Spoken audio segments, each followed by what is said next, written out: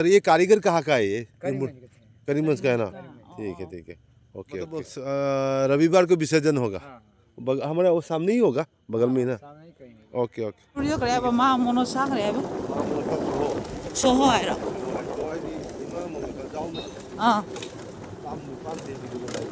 देवी चांगो निपान लाई चांगो निपान काय नो इमाम मम्मी ने काय ले तो इमाम मम्मी आए बा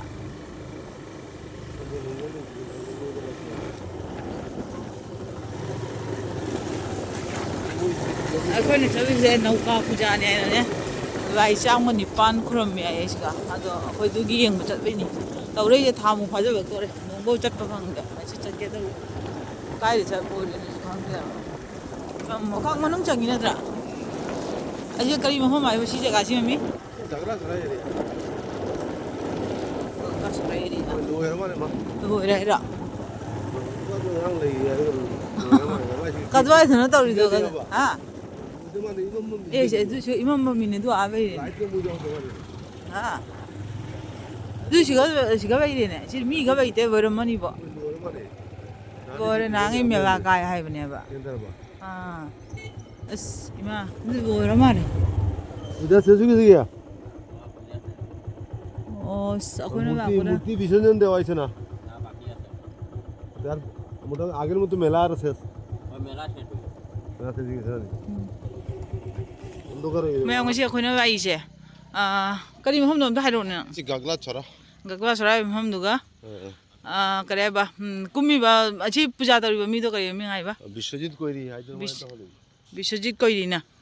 अदो मची मया बाई चाम निपाने बा अखोय अंग पोक उजदब पोने बा को कना इमा मोनसाना चिंगबा दैदी जामे इमा बाई चाम निपानी से चंगा वीडियो से कापा जादे फजना चाव या बाई सिंगे को अदेगी थामन गिने खंगद्रे से सिगसु साधुम से ले साधुवा से साधुवा पामसु फैरे को असि पुरमकी मा कना बेरंगनी मोय नियम बेरंगना बा kai ममिंग पुरम खंगंगने आइबा अखोयना खंगदबा ngajai huji pujari duna haire sing do kaim khangautre तो मथक ले उ लाई जो लाई चिंग दे उरो लाई दो ima अदर ले चिंग वा अखोयना बाइसे इमा कना तौरे yam thengna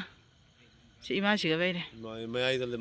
se khwai chawba se ima ne ba ko ima mono san चिंग उ मा दे हलो को अब चावी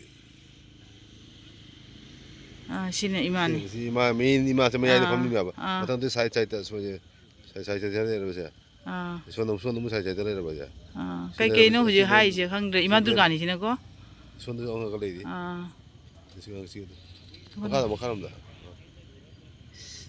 सिगां ले रे बा अदके मथक की दो मथक की काप चिंग जामे चाउदी चाउरबोने आबा उ फंगद्रे पूरा नक on तो तुम जे खलो as ayung ni na ba amari phagada mi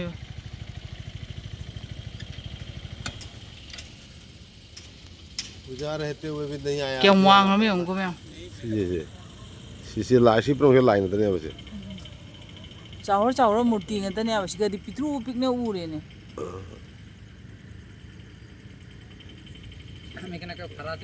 अच्छा कोई लास्ट में कृष्ण जावे लो दु कोई पुरमक जावरे लो जाओ तो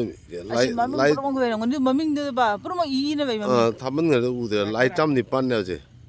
o maming पुरमक ई ne bai ne लाई चाम निपान ने se surjadev chandra indra kai ke मैम ई को विष्णु अदे Balram kai gai cham kai ke maming Parshuram मा मनसा गंगा इमा दुर्गा maming bro ई ने bai ne as akhoi din da wang da mi bo ayung din da asi wang bi kyang wang yai ba highway वांग ने उ जो लाई हाईवे वांग विसर्जन कब होगा ये रविवार को होगा मतलब ये कितने दिनों से चल रहा है ये 15 दिन हो गया देखो हम लोग का नसीब ही खराब है हमरा नसीब खराब हम लोग तो नहीं थे वाला नाश के हम तो जाए और साधुबा ने हम लोग को खिलाया और ये कारीगर कहाँ का है ये करीमगंज का है ना ठीक है ओके तब रविवार को विसर्जन होगा हमारे वो सामने ही होगा बगल में ही ना ओके ठीक है तुम खुरम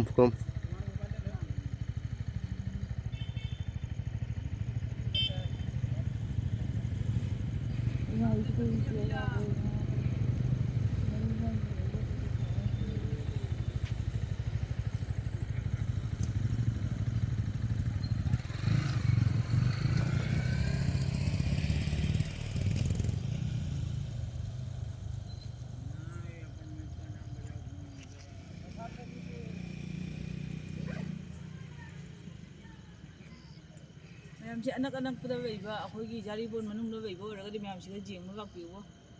ꯑꯁꯤꯁꯦ ꯍꯌꯦꯡ ꯅꯣꯡꯃꯥꯏꯖꯤꯡ ꯅꯨꯃꯤꯠꯇ ꯊꯥꯗꯔꯅꯤ ꯅꯣꯡꯃꯥꯏꯖꯤꯡ ꯅꯨꯃꯤꯠꯇ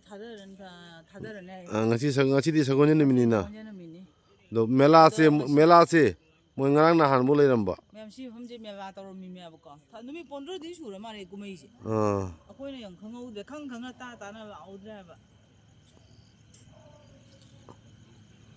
ꯂꯥꯏ ꯄꯨꯝꯅꯃꯛꯀꯤ ꯃꯃꯤꯡ ꯏꯅ ꯊꯝꯃꯦꯕ ꯑꯃꯨꯛ ꯎ ꯐꯪꯗ꯭ꯔꯦ ꯍꯧꯖꯤꯛ ꯊꯥꯞꯄꯗ ꯆꯣꯁꯃꯥꯁꯨ ꯄꯨꯔꯛꯇ꯭ꯔꯦ ꯕꯨꯙ ꯕ꯭ꯔꯍꯁꯄति ꯀꯥꯏꯅ ꯌꯥꯎꯏꯅ ꯔꯥꯍꯨ ꯀꯦꯇꯨ ꯆꯟꯗ꯭ꯔ ꯏꯟꯗ꯭ꯔ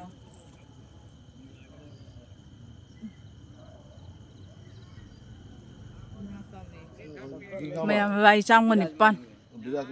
ꯄꯨꯟꯁꯤꯒꯤ ꯄꯣꯛꯄꯗꯤ ꯎꯗ꯭ꯔꯤꯕꯀꯣ ꯂꯥꯏ ꯄꯨꯝꯅꯃꯛ ꯌꯥꯎꯔꯦ ꯑꯩꯈꯣꯏ ꯌꯦꯡꯕ ꯂꯥꯛꯄ ꯂꯥꯏꯕꯛ ꯊꯤꯕ ꯑꯩꯈꯣꯏ ꯎꯕ ꯀꯩꯅꯣ ꯇꯧꯗ꯭ꯔꯦ ꯎꯕꯨꯗꯤ ꯎꯔꯦꯕꯀꯣ ꯄꯨꯖꯥꯁꯦ ꯂꯣꯏꯔꯝꯃꯦ ꯍꯌꯦꯡ ꯅꯣꯡꯃꯥꯏꯖꯤꯡ ꯅꯨꯃꯤꯠꯇ ꯊꯥꯗꯒꯅꯤ ꯍꯥꯏꯅ ꯍꯥꯏꯕꯀꯣ ꯃꯌꯥꯝ ꯌꯦꯡꯅꯤꯡꯉꯗꯤ ꯃꯌꯥꯝ ꯂꯥꯛꯄꯤꯌꯨ ꯍꯦꯔꯥꯈꯟꯗꯤ ꯗꯤꯁꯇ꯭ꯔꯤꯛꯇ ꯁꯤꯅ ꯑꯍꯥꯟꯕ ꯑꯩꯈꯣꯏ ꯁꯤꯒꯅ ꯑꯩꯈꯣꯏ ꯍꯦꯔꯥꯈꯟꯗꯤ ꯗꯤꯁꯇ꯭ꯔꯤꯛ ꯃꯅꯨꯡꯗꯗꯤ ꯑꯍꯥꯟꯕꯅꯦ ꯍꯥꯏꯌꯦ ꯁꯨꯃꯥꯏꯅ ꯂꯥꯏ ꯆꯥꯝꯃ 9 ꯀꯩꯅꯣ ꯇꯧ ꯀꯨꯝꯕꯁꯦ ꯑꯁꯤ ꯎꯕꯗꯅꯦ ꯄꯤꯁꯛ ꯄꯤꯛꯄꯩ ꯋꯥꯅꯦ ꯍꯥꯏꯕꯀꯣ ꯈꯨꯆꯥꯎ ꯑꯃ ꯄꯦꯟꯗꯕꯁꯦ ꯈꯨꯆꯥꯎ ꯑꯃꯅꯦꯕ ꯑꯁ ꯑꯌꯨꯛ ꯅꯤꯟꯗ ꯂꯥꯛꯑꯃꯗꯤ ꯀꯌꯥꯝ ꯅꯨꯡꯉꯥꯏꯅꯤ नौका पूजा